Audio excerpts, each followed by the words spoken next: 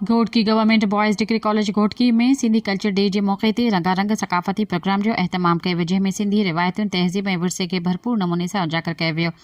तक़रीब जी सदारत कॉलेज जे principal professor Abdul Hafeez दायो कई, जॾहिं त उस्तादनि, शागिर्दनि, दानिशवरनि, समाजी शख़्सियतुनि वॾी तादाद में शिरकत कई, जिन में तालके जे एजुकेशन ऑफिसर मोहम्मद बख्श आरपाणी, बालक अदबी फॉर्म सिंध जे मरकज़ी सदर Abdul Hayya Bhutto, Lala Asadullah Pathan, professor Altaf Ahmed, Malik Abdul Sami Jachar, director physical education Abdullah Mehar, professor Hakim Ali Dayo, professor Abdul Rauf Shaikh, professor Akshay Koreka, professor Shafiqur Rehman Rukh, Hafiz Abdul अज़ीज़, हाफिज़ मोहम्मद इलियास ऐं ॿिया शामिल हुआ। तक़रीब जो बाक़ायदा आगाज़ तिलावत क़ुरान पाक सां कयो वियो।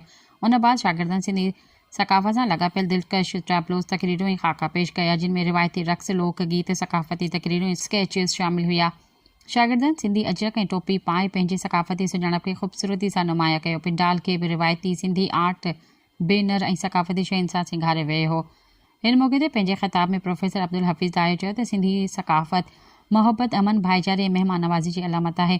असांजी तहज़ीब हज़ारे वरियनि पुराणी आहे। असांखे हिन विरसे ते फ़ख़्रु आहे। तक़रीब जे इख़्तिताम ते कॉलेज जे शागिर्दनि, उस्तादनि सिंधी सकाफ़ती गीत हो जमालतुल रक़्स पिणु पेश कयो। सब्सक्राइब कयो अवामी न्यूज़ HD खे ऐं ताज़ा तरीन ख़बरुनि लाइ ॾिसंदा रहो अवामी न्यूज़ HD।